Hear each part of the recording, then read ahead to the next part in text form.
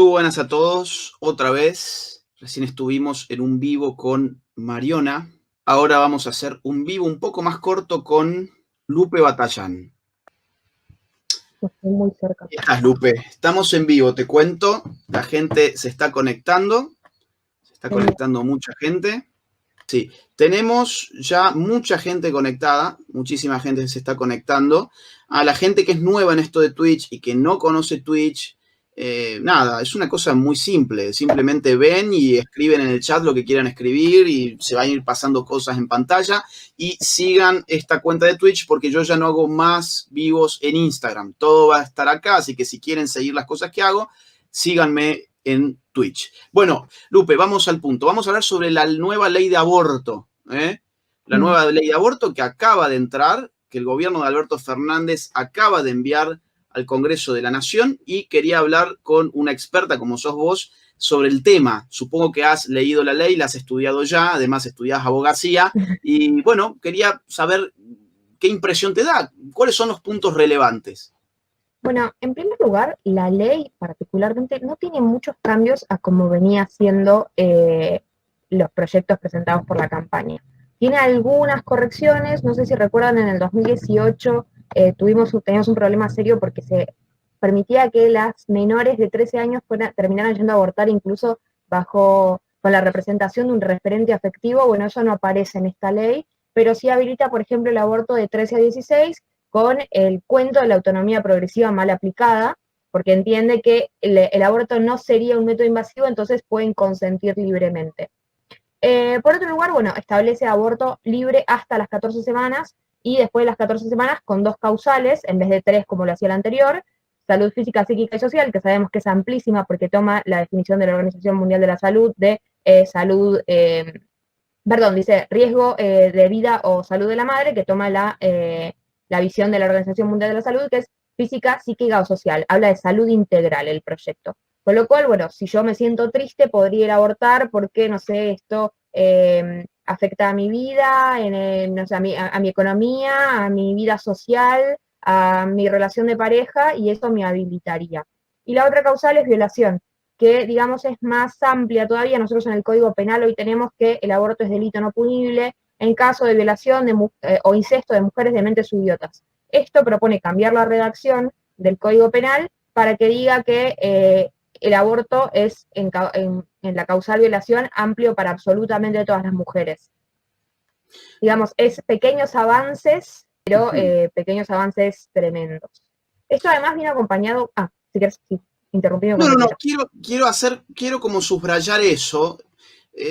Claro, a ver, supuestamente la ley de aborto que se presenta va hasta la semana 14. Entonces ahí tenemos a todo el mundo repitiendo exactamente lo mismo, que dentro de las primeras 14 semanas del proceso de gestación, una mujer legalmente podría hacerse un aborto con esta ley. Ahora, echa la ley, echa la trampa. Y la trampa está en el propio artículo 4, que habla de 14 semanas. El mismo artículo que te habla de 14 semanas es la que dice que no hay plazo para poder hacerse un aborto siempre que mediaran esas 2 causales. Y para mí esto es lo más terrible de esa ley, digamos, ¿no? Las 2 causales son, como Lupe dijo, salud integral, que después en el artículo 5º, inciso F, adopta la terminología de la OMS, como dice bien Lupe, y la terminología de la OMS concibe la salud integral como salud física, pero también como salud mental y salud social. Se me fue ahí Lupe, me parece. Creo que se fue la conexión. Bueno, yo sigo hablando mientras a ver si la conexión se puede recuperar. La OMS entiende la salud integral como salud física, pero también salud mental y salud social. Para pasarle en limpio esto a la gente, ¿qué significa? Significa, por ejemplo, que si un embarazo que ya tiene 8 meses, a mí como mujer, vamos a suponer, yo soy una mujer embarazada de 8 meses, me genera estrés y tengo un psicólogo que dice está sufriendo cuadros de estrés por su embarazo, entonces está viendo afectada mi salud psíquica. ¿O qué es esto otro de salud social? Bueno, por ejemplo, si yo tengo un embarazo, digamos, de, no sé, 7 meses, yo digo, esto está afectando mi relación familiar, o está afectando mi salud, mi relación de pareja, o está afectando mi relación laboral, entonces está en peligro mi salud social. Por lo tanto, las causas son amplísimas. Y es muy fácil, digo, tener un embarazo de 8 meses con esta ley e irte a hacer un aborto porque tenés estrés o tenés ansiedad o decís que te estás llevando mal con tu pareja o que tenés un problema laboral o un problema familiar o que socialmente estás excluida o lo que fuere. Y que en el punto de el aborto por violación, también, es decir, podés tener un embarazo de 9 meses y con la sola declaración jurada de que ha sido violada y que ese embarazo es producto de una violación, el médico queda obligado a practicarte un aborto, sin necesidad de que se impute a nadie, sin necesidad de que se investigue a nadie, sin necesidad de que la justicia actúe en caso de violación. Con lo cual, a ver, esto es tan simple como cuando vamos a un bar y hoy nos sentamos y nos dan un papelito que dice, a ver, ¿estuviste expuesto a coronavirus? ¿Estuviste en otro país en los últimos 15 días? ¿Tuviste contacto con gente que tuvo fiebre? Y vos podés, no, y lo firmás. ¿Eso sabés qué es? Es una declaración jurada. ¿Qué valor tiene esa declaración jurada? Vamos a ser francos y claros. No tiene valor de nada. Estás sentado tomándote una birra y le pones no, y lo firmás. Y quien te diga lo contrario es un mentiroso. Entonces, a ver, evidentemente, hay mujeres que son violadas, lamentablemente sí, pero hecha la ley también hecha la trampa. ¿Se puede alegar violación sin que esa violación haya existido? Por supuesto que sí, y ya se ha hecho en innumerables ocasiones. Entonces, esta ley de aborto, sí, hasta las 14 semanas, pero también hasta el mes número 9, si se quiere, con estas vías que propone el propio artículo 4, que después ampara su terminología en el artículo 5, inciso F, en lo que dice la Organización Mundial de la Salud. Entonces, eso como para que la gente tenga muy claro lo que Lupe está diciendo, que es lo más terrible de la ley, a mi juicio, por lo menos. Sí, y además, no olvidemos que este proyecto se presenta conjuntamente con el proyecto sobre los 1000 días. Y es muy gracioso porque si vos estás hablando de aborto en caso de violación con una declaración jurada, basta. Ahora, si te vas al 1000 días, menores de 15 años se presupone que fue violación. O sea, a todas partes, digamos, también está bueno analizar este proyecto con la doble moral, ¿no?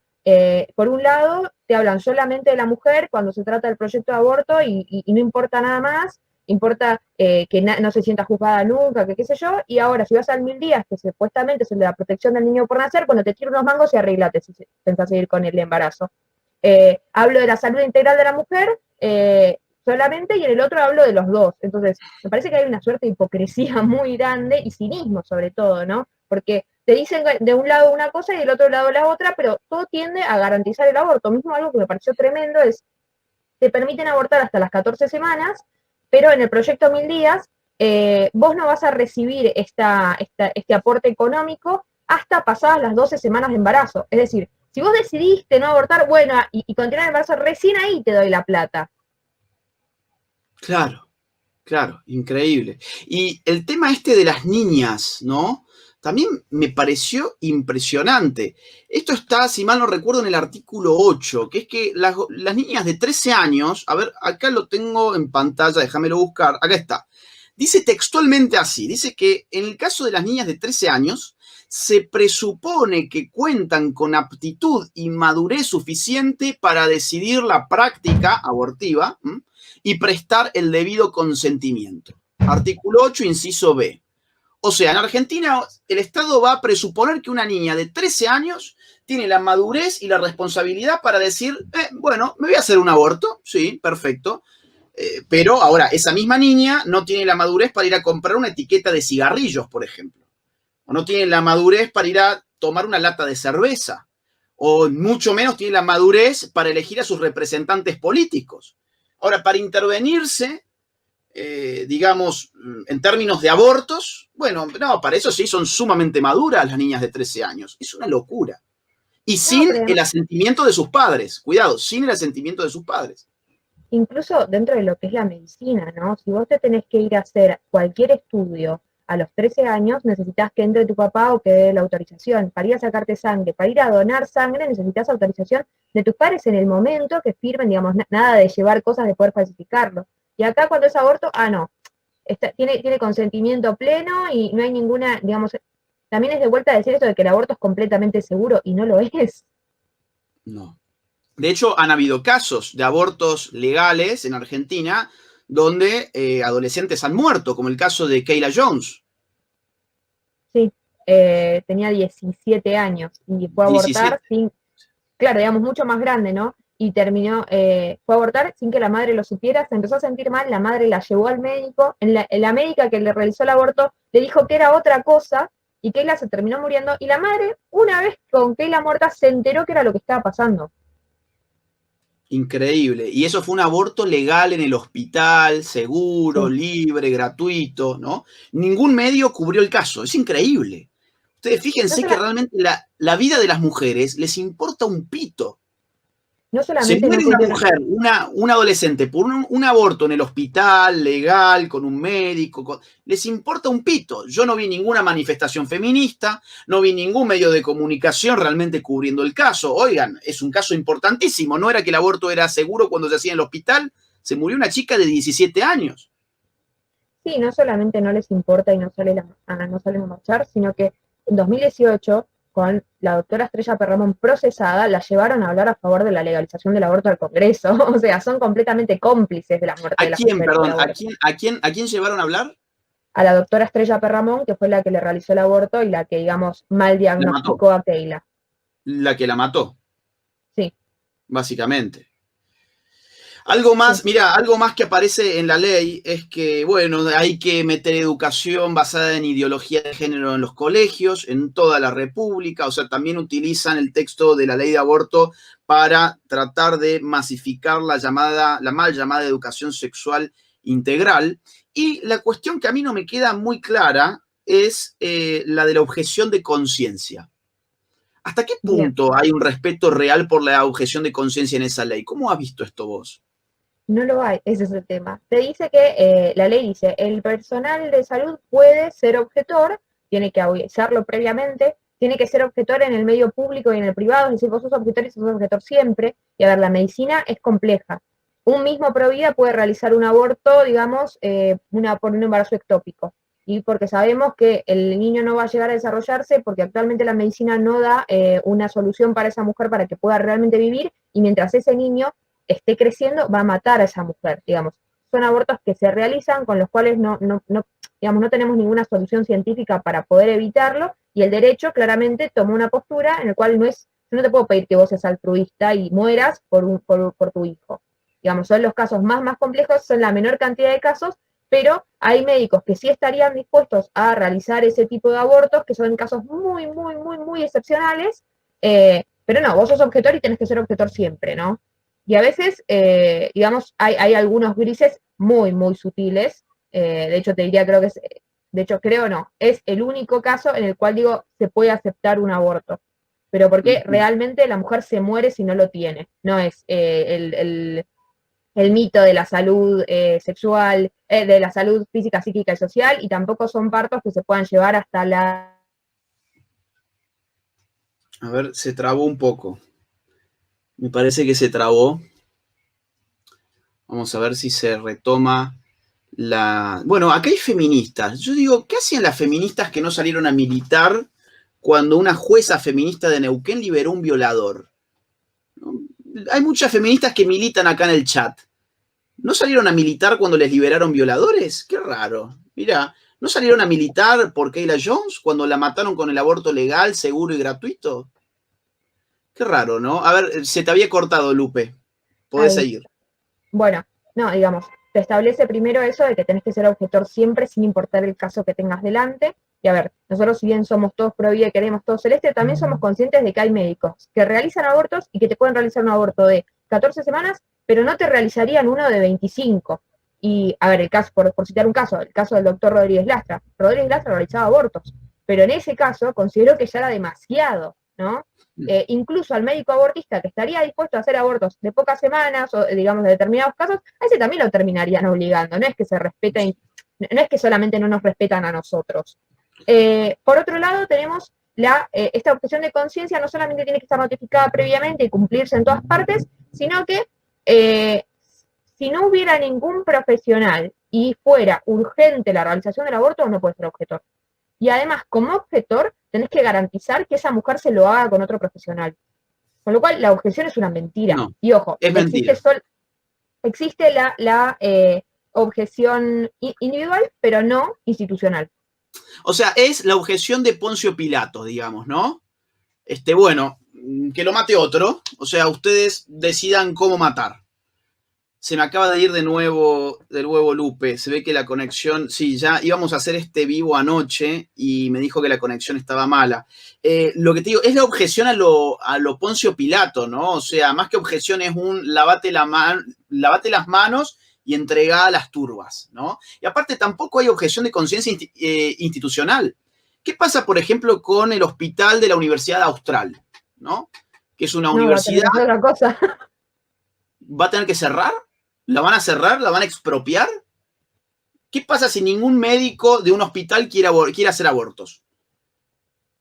O sea, eso de la objeción de conciencia, en verdad, efectivamente yo vi lo que vio Lupe, pero quería ver cómo lo había visto ella. Está puesto allí, pero de forma muy tramposa.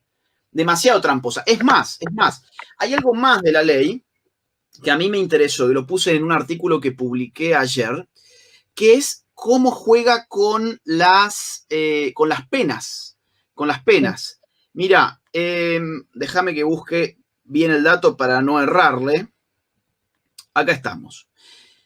Este proyecto de ley, digamos, lo que hace es que para los abortos fuera del plazo de las 14 semanas, o sea, digamos, no sé, suponte que el embarazo ya tiene 8 meses, suponte 8 meses, antes el Código Penal preveía de 1 a 4 años para la persona que hiciera ese aborto. O sea, alguien te practicaba un aborto y vos tenías 8 meses de embarazo, el tipo que te hacía el aborto se llevaba de 1 a 4 años de prisión.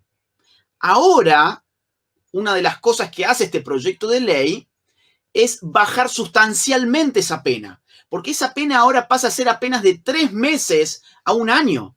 O sea, quisiste hacer un aborto a una persona que tiene 8 meses de embarazo, donde ya la criatura está totalmente formada. Bueno, son 3 meses en la cárcel. Además es escarcelable, totalmente escarcelable. Bueno, vos estudiás Derecho, lo debes saber, y si estoy errando, avísame porque yo no estudio leyes. Pero entiendo que con 3 meses de cárcel, en verdad es totalmente escarcelable. Hasta 3 años. Claro, en cambio antes tenías de 1 hasta 4 años, o sea, te daban 4 años y no eres escarcelable. O sea, está todo pensado para poder practicar abortos con relativa facilidad en mujeres cuyo embarazo exceda ampliamente las 14 semanas de gestación. Ahora bien, quien sí va a tener grandes problemas es aquel que no quiera hacer un aborto. Porque para los que no quieran hacer un aborto va a haber prisión de 3 meses a 1 año. O sea, la misma prisión que le dan al tipo que hace un aborto en una mujer que tiene un embarazo, por ejemplo, de 8 meses, la misma prisión se la dan a una persona que se ha negado a hacer un aborto. Y no solamente esa prisión le dan, sino que además lo inhabilitan, como a Rodríguez Lastra. O sea, se queda en la calle, pierde su trabajo. Chequénlo, artículo 14 del proyecto de ley. Es impresionante, o sea, es una ley autoritaria, liberticida y, por supuesto, antivida. Yo espero que los sectores liberales, que a veces defienden la vida como Javier Milei y a veces la vida les importa un carajo, como si se pudiera ser como si se pudiera ser libre sin vida, o sea, es una contradicción lógica terrible, pero bueno, a veces que les importa un carajo. Hay otros como Javier Milei que realmente les importa la vida, pero aunque a algunos liberales les importe un carajo la vida, bueno, fíjense que esta ley también es liberticida. ¿O solamente importa la libertad económica? No sé, Totalmente, lo dejo totalmente ahí. de acuerdo. De hecho, te quería agregar algo más.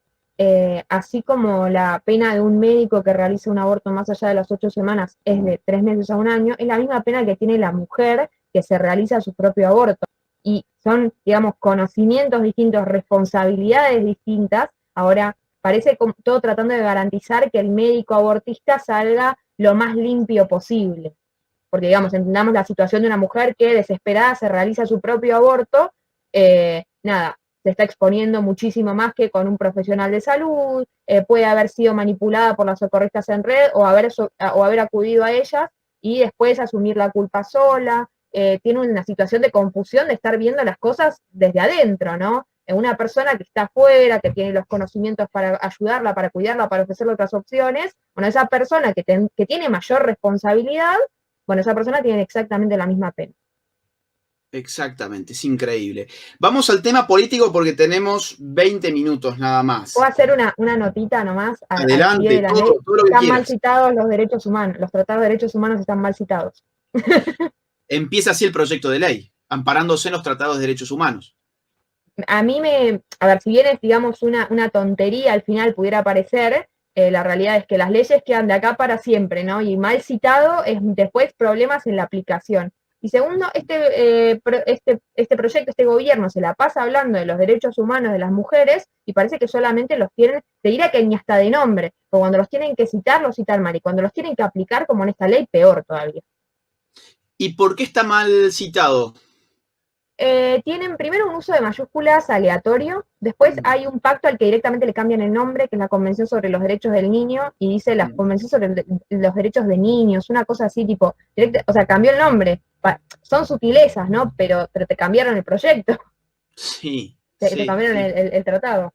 Pero aparte, digamos, el Tratado de Costa Rica, cuando Argentina adhiere aclarando que se entiende que la vida empieza desde la concepción. ¿O yo me equivoco?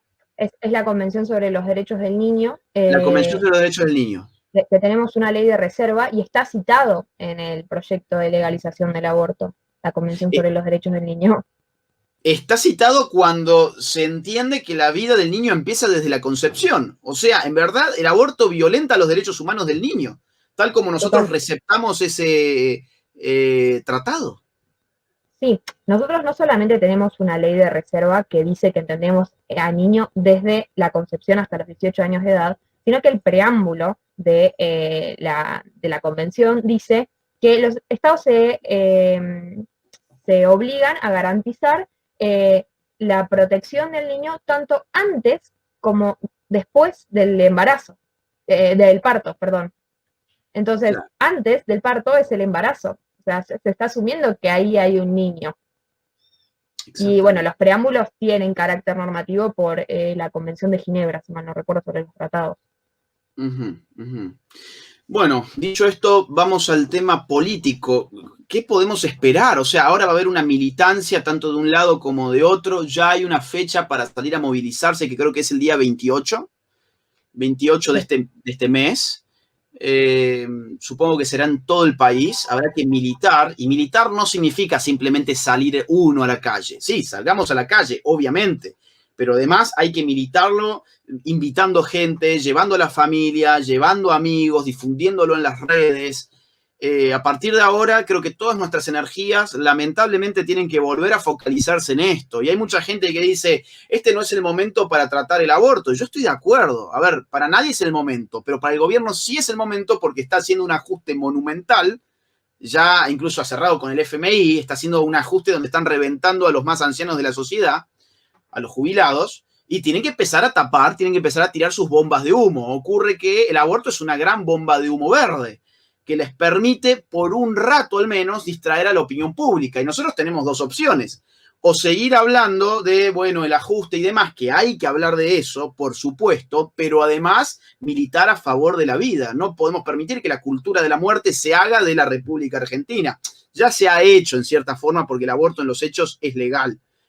Porque sabemos que lo que impera no es el Estado de Derecho, sino el poder de lo fáctico. Y hoy los poderes fácticos son poderes que apoyan la cultura de la muerte.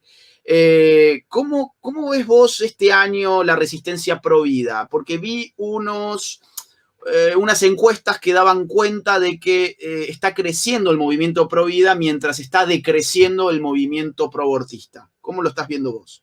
Bueno, yo eso en realidad te digo, ya me daba esa sensación pasado el 2018. Primero porque fue una frustración enorme el no haber sacado una ley, porque se trabajó muchísimo en la concientización y además porque se fue apagando esta llama dentro del sector verde de tiene que ser ahora. Si bien yo la verdad es que me parece fidedigno lo que expresan las encuestas, porque era la sensación que vengo teniendo yo y no estoy cerrada. Si bien mis amigos todos son pro vida, nunca trato de dejar olvidado el prestarle atención al verde, cómo se ve desde adentro, porque creo que es fundamental que veamos, que tratemos de pensar como ellas y de meternos en los lugares en los que se meten ellas. Sí. A fines prácticos te digo, nosotros estuvimos haciendo una serie de pegatinas que seguramente la gente vio en Ciudad de Buenos Aires, en varios puntos del país, y mientras tanto eso coincidió muchas veces para tapar pegatinas verdes, que uno iba hablando con la gente mismo, con los indigentes que duermen en la calle, y te contaban que las de ellas son pagas, o sea, ni siquiera tienen la militancia para hacer las pegatinas como venía haciendo todas las semanas. Convocaron en esta semana, creo que si mal no recuerdo fue el 18 de noviembre, a una movilización al Congreso y no fue nadie. Los medios ni siquiera la pasaron y encima después llovió. Entonces, la realidad es que su militancia está muy deteriorada. A ver, los carteles esos verdes que ponían Alberto es ahora, somos millones para bancar, no eran millones en el 2018 y tengo serias dudas de que sean millones el día de hoy. En ese sentido creo que tenemos como no sé, una ventaja, porque además, dentro de todo, si bien fue poco, el movimiento Pro Vida vino saliendo durante estos meses cuando hubo que salir. Las redes sociales además las vimos, las tienen totalmente perdidas. La primera vez en el año que pudieron hacer un tuitazo, que un hashtag fuera trending topic, fue el otro día cuando se presentó el proyecto. Y no sé cuánto habrán pagado para eso, sinceramente. Pero, a ver, algo que veníamos siguiendo mucho los que estamos en redes, es el hecho de que ellas todos los miércoles trataban de, todos los martes trataban de hacer trending topic algo, y no podían. Entonces Ajá. decís, si no están en la calle, no están en las redes sociales, ¿dónde están? Y pasa que también eso tiene que ver con lo efímero de la moda. Se nos criticaba mucho cuando decíamos que el aborto era una moda y bastaba comprender la televisión y ver quiénes eran los que promovían el aborto y son los referentes de moda. Lali Espósito, la basura humana de Jorge Rial, la basura humana de Marcelo Tinelli, toda esa farándula espantosa que tiene Argentina. Y bueno, obviamente va a ser de moda. Obviamente, pero la moda es efímera, la moda pasa, la gente se aburre de la moda. Entonces es probable que mucha gente se haya aburrido de la moda abortista. No obstante lo cual, yo creo que sí vamos a ver manifestaciones numéricamente importantes. ¿Por qué? ¿Espontáneas? No, porque atrás va a haber partidos políticos organizando esas manifestaciones. Y los partidos políticos tienen a sus corrales de ovejas para salir a marchar con los carteles que el partido político les dé ese día. Entonces, si el cartel es contra el FMI, será el cartel contra el FMI. Ahora, como el gobierno es pro FMI, bueno, el cartelito del FMI se cambia. Bueno, ¿cuál usamos ahora? Y bueno, el pañuelito verde, y así sucesivamente. Hay una vocación ovina en esta gente, entonces va a haber muchas ovejas por la calle dando vueltas con todo esto. Y la moda puede volver, obviamente, es decir, todo depende de cómo se maneje la farándula, y la farándula siempre se maneja muy rápidamente con todas estas consignas. Así que si bien el movimiento Pro Vida está creciendo, según estas encuestas, por lo menos no recuerdo el nombre de la consultora, no sé si vos te acordás. Te lo debo, lo busco. Bueno, ok, no, fue un dato que salió ayer o hoy, está creciendo mucho el movimiento Pro Opinion, una Vida. cosa así era. No hay que dormirse en los laureles, no hay que seguir militando más que nunca. En diputados parece que esto pasa caminando. Voy a desconectar la cámara, yo sigo hablando, la cámara mía se va a apagar, o quizás también que me eche. Bueno, cuando te pase en todo caso a vos la palabra, pues veo que está como borroso. En diputados parece que el proyecto pasa fácil, pasó hace 2 años y la resistencia estaría en el Senado, ¿no? Ahora, a mí me ha llegado información desde gente del Congreso, me ha dicho que ya están comprando voluntades de votos celestes, de senadores supuestamente celestes, los están comprando por presupuesto. ¿Esto qué significa? Bueno, vos votás a favor de la vida y no a favor de la muerte. Muy simple, te quito las obras públicas. O al revés, si votás a favor de la muerte, te doy para que puedas llevar más dinero a tus provincias. Y vas a quedar como un rey y la gente te va a reelegir. Entonces yo hoy sorpresivamente ya veo senadores de Salta que están recibiendo nuevas partidas de obras. No sé, capaz que no tiene nada que ver, pero es bastante coincidente con la información que me ha llegado ayer. No sé cómo lo estás viendo vos seguí hablando, yo voy a desconectar la cámara y la vuelvo a conectar porque se empezó a ver borroso. Dale, genial. Bueno, más o menos como lo ves vos. A ver, en diputados nosotros tenemos una diferencia, si mal no recuerdo, de unos 10 votos ellos a favor y además hay como 10 votos indecisos. Entonces, sabemos que la pérdida probablemente sea peor que en el 2018. Pero por otro lado tenemos el Senado, donde tenemos, creo que si mal no recuerdo, son 3 o 4 votos de diferencia y un indeciso si finalmente es cierto que Cuader va a votar, va a votar en contra. ¿Cuál es el tema? A mí también me ha llegado la preocupación de senadores de decir, ya sea por presupuesto, ya sea por, no sé, porque pertenecen al oficialismo, para tener mejor relación con el gobernador, digamos, por distintas razones, que haya votos celestes que se cambien. Y no tenemos mucho margen, de hecho tenemos menos margen que en el 2018.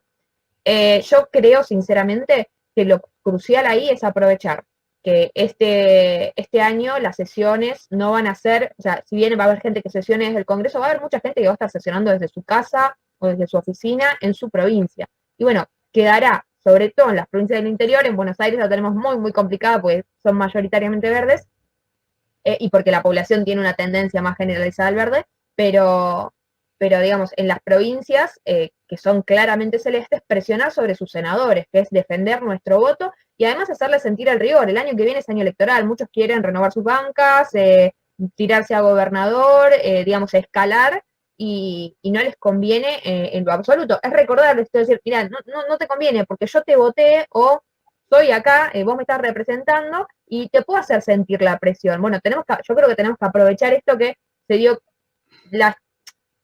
digamos, se dio favorablemente en todo este contexto atroz de cuarentena, que es, en cierto punto se federalizó un poco la cosa, porque el senador o el diputado va a tener que votar desde su provincia. No todos, algunos, pero bueno, aprovechemos eso y usémoslo para que cuente a favor. ¿Cuál es tu esperanza? ¿Qué pensás que va a pasar? Yo he escuchado de todo, por eso te pregunto. O sea, he escuchado gente que dice, no va a volver a pasar. Bueno, hoy Alberto Fernández dijo que estaba todo dado para que la ley esta vez sí pasara. No nos olvidemos que en el Senado desempata eventualmente Cristina Kirchner. Tendría una oportunidad histórica para vengarse de aquel papelón del 2008 con Julio Cobos. Tendría ahí como una especie de revancha simbólica, ¿no? Es decir, ahora ella ser la que define una ley tan controvertida, en este caso como la del aborto. En su momento fue la del campo, bueno, ahora sería la del aborto. A ver, yo tengo el miedo de que el kirchnerismo no es el macrismo. Yo creo que ambos querían aborto. O sea, cuando digo macrismo no me refiero necesariamente a los legisladores macristas, porque había muchos legisladores macristas que votaron en contra del aborto y hoy hay muchos legisladores del PRO, hay muchos diputados y senadores del PRO que son pro vida. Pero cuando digo el macrismo yo me refiero a Marcos Peña, a Rubinstein, probablemente al propio Macri, Patricia Bullrich también, Larreta, o sea, la cúpula macrista del gobierno macrista era abortista, pero era un poco más republicana que lo que es el desastre autoritario del kirchnerismo. Ahora, con esta gente tan autoritaria al poder, yo no descarto, por ejemplo, amenazas, aprietes, carpetazos, además de lo que ya hemos comentado, que ya está pasando, que es comprar los votos con presupuesto. Sí, mira, yo también lo veo así, digamos, el peronismo, el kirchnerismo siempre tuvo unas formas más, no tan guardadas como las de Cambiemos, por así decirlo. Mi esperanza es que la interna dentro del kirchnerismo sea tan grande que sume además, a ver, tenemos, con un amigo siempre jodemos y decimos, lo único que mata al peronismo es más peronismo, ¿cierto? No, nos reímos porque tienen tantas divisiones adentro. Yo espero que el peronismo que no está con el gobierno juegue a favor de la vida. Que dentro de todas las internas, dentro del kirchnerismo, como la que estamos viendo, a ver, la carta de Cristina, las intervenciones de Máximo tirándole el muerto al gobierno, ¿no? Cristina diciendo que no dan los votos en el Senado, a mí me parece que ahí hay una interna interesante que ojalá juegue a nuestro favor. Y por otro lado veo que también está la misma oposición, que si bien no se ha jugado mucho, la realidad es que son muchos los dirigentes los distintos dirigentes de distintos espacios, mismo Patricia Bullrich, ¿no? Que parece que si bien ella es verde, ¿no? Saliendo a decir que no es el momento para tratar la ley. yo espero que eso lo calme por lo menos este año, o haga que algunos diputados se abstengan. A ver, ya ganando abstenciones dentro de los que van a votar verde, ganamos un montón. Y que se mantenga por lo menos la diferencia en el Senado. Lo ideal sería que no se pusieran de acuerdo para ni siquiera tratarla. sería fantástico, porque la realidad es que hay tantas cosas para tratar el día de hoy, y vamos a tener un diciembre complicadísimo. También hay que ver cómo va la realidad social, porque diciembre siempre fue un mes complicado para la Argentina. Ahora que estamos en plena crisis, yo no sé sinceramente cómo termina, no sé qué va a ser enero del 2021. Claro. Entonces creo que ahí hay varias cosas que no son ciertas, creo que no nos podemos confiar, que tenemos que seguir trabajando con todo lo que podamos, tratar de discutir cada voto, incluso sobre los verdes, laburar una abstención. Yo no te digo que lo cambies a celeste, pero que el tipo se abstenga, se ausente, para nosotros es descontar uno en la diferencia. Entonces, esa es mi mayor esperanza. Después, la realidad, la verdad es que te digo, es incierta. Los votos nos dan en una cosa, no nos dan en otra. También, qué sé yo, es mucho más difícil hacerle cambiar un voto a un senador, porque el senador después tiene que ir a poner la caripela con la gente, no es como el diputado que entra por una lista sábana y nadie se entera. Entonces, yo no voy a defender porque seguramente va a haber gente que se va a dar vuelta, y seguramente va a haber presiones. Quiero esperar lo mejor y bueno, tenemos que trabajar pensando en el peor escenario. Creo que es eso. Ahora, qué bárbaro cómo nos dicen que esto es urgente, es un compromiso con las mujeres, que se mueren, no sé, todos los días por abortos clandestinos y que esto es una cruzada a favor de la salud pública, por los derechos relegados de la mujer. Todo este humo, ¿no? Un humo muy espeso, pero que penetra muy fácilmente en una generación bastante idiota, hay que decir la verdad, porque hay que ser idiota para quedarte con lo que escuchás, que te dice Lali Espósito, Jorge Rial o Marcelo Tinelli, en vez de ir, por ejemplo, no sé, a las propias estadísticas vitales del Ministerio de Salud de tu propio país, o sea, Argentina, donde vas a encontrar que de 257 muertes maternas, la cantidad que corresponde a abortos inducidos son 19. Estamos hablando de 19 muertes por abortos clandestinos, digamos así, en un año. Página 143 del informe, chequénlo. O sea, esto representa, claro, en Argentina tenemos alrededor de 22.800.000 mujeres. Si vemos 19, ¿cuánto representa en esa totalidad de 22.800.000 mujeres? Entendemos que el aborto está generando la muerte del 0.00008% de las mujeres de este país. O sea, dígame, ¿dónde está la urgencia? Claro, cada vida es sagrada y cada muerte es una tragedia, pero el 0.00008% no es una causal de salud pública urgente. Esto es humo. ¿Qué hay detrás de este humo? ¿Qué agenda hay detrás de este? Yo entiendo que parte de este humo es para tapar el gran ajuste que están haciendo en este preciso momento. Pero además hay mucha mano internacional, hay mucha mano globalista. Yo hablaba con con gente del Congreso, con gente pro vida del Congreso, diputados pro vida, y me decían, mira, los que empezaron a hacer lobby al toque, o sea, de inmediato, los que empezaron a llenarnos la casilla de mails, con sus mails, fue la gente del CELS. Yo no sé si la gente que nos está viendo sabe qué es el CELS, pero el CELS es el Centro de Estudios Legales y Sociales que dirigió durante muchos años el exterrorista Horacio Berbisky, miembro de la organización terrorista Montoneros, y el CELS es financiado por organismos del lobby globalista. A ver, cuando uno va a ver las fuentes de financiamiento del CELS, se va a encontrar, por ejemplo, con la Unión Europea, con la Fundación Oak, con asiento en Londres, con la Ford Foundation, la Fundación Ford, o sea, una fundación muy vinculada además con el fondo de los Rockefeller. Uno se va a encontrar, por supuesto, con Open Society Foundation, la fundación de George Soros. Uno se va a encontrar con fondos de la ONU, fondos de Naciones Unidas, con Tinker Foundation, con asiento en Nueva York, con el Foreign Office y obviamente con la Planned Parenthood en su versión internacional, o sea, con la IPPF.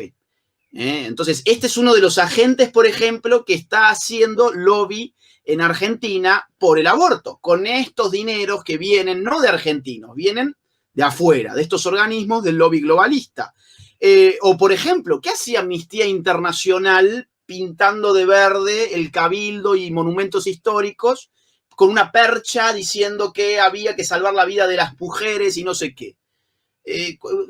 ¿Por dónde pasan estos intereses? ¿Dónde los ves vos? O Fundación Huésped, ponen ahí también, ponen ahí en el chat, Fundación Huésped, lo mismo, pero los que han empezado con el lobby al máximo en este caso ha sido desde el minuto cero el CELS, que ya ha inundado la casilla de los diputados y de los senadores con mails exigiendo prácticamente que voten a favor de la ley del aborto. Mira, lo veo como lo venís describiendo. La realidad es que a nivel mundial se ha visto que cada vez que se legaliza el aborto aumenta la cantidad de abortos en el país donde se legaliza, porque además partimos de una cifra inflada, pero no sé, por poner un ejemplo, en Uruguay, cuando se legaliza son 7.100 abortos y pasados 2 años esa cantidad aumentó en un 50%. Entonces, si vemos ahí que hay claramente un negocio creciente, que el sistema de salud no resiste el aumento de la cantidad de abortos, y a ver, sin ir más lejos, el mismo día que se presentó el proyecto de legalización del aborto, el martes de esta semana, ese día la ciudad de Buenos Aires estaba haciendo paro en todos los hospitales de la ciudad. Entonces, la verdad que vos decís, claramente nuestro sistema no está para realizar más abortos. Se ven obligados a tercerizar el servicio, como ay, casi me atraganto, como ocurre en la mayoría de los países, y claramente esos son subsidios millonarios a las clínicas que después se instalan acá para llevar el negocio. Exactamente, es un gran negocio y además hay una dimensión demográfica tras de todo esto que es innegable. O sea, ya estuvo planteado en el Cairo en 1994, lo planteó mucho antes, en el 74, el Memo 200 de Kissinger, y lo planteó un par de años antes el informe Rockefeller. Toda documentación pública que está ahí para quien quiera verlo. Quien no quiera verlo, que diga teoría de la conspiración. Pero bueno, son documentos públicos que están ahí al alcance de, bueno, si alguien no es perezoso, puede entrar y buscarlo en sus páginas oficiales, en la página oficial de la ONU o en la página oficial del Estado norteamericano. O sea, acá también hay un tema que es demográfico, hay políticas de control de natalidad muy claras y ya se ha dicho desde el año 74, en ese Memo 200, que ninguna política de control natal puede ejercerse sin implementar el aborto.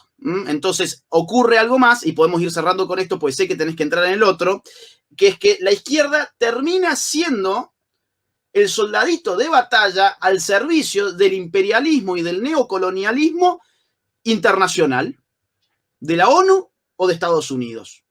Así que bueno, ahí está, haciendo las veces de idiotas útiles. Haciendo las veces de idiotas útiles, que es lo que son. Lupe, no te quiero sacar más tiempo, sé que tenés ahora que hablar con Eugenia Rolón. Busquen a Lupe si quieren seguir hablando, si quieren seguir escuchándola, seguramente va a hablar sobre estos temas, supongo yo. No sé si en tu Instagram o dónde la gente te puede ver. Bueno, me pueden buscar en Instagram, que suelo subir posts interesantes con más información sobre aborto, que es @lupe con 2E y después B larga E. En Twitter, como Lupencia B también, y en Facebook no lo uso mucho. Pero bueno, también me estoy tratando de armar un canal de YouTube para ponerme fija y hacer videos contando estas cosas, porque siempre aparece información nueva, como Lupe Batallán, que no recuerdo. Excelente. Bueno, Lupe, será hasta la próxima. Te libero un minuto tarde de lo que te dije. Te mando un beso grande. Un beso, mil gracias, Agustín. Chau, chau.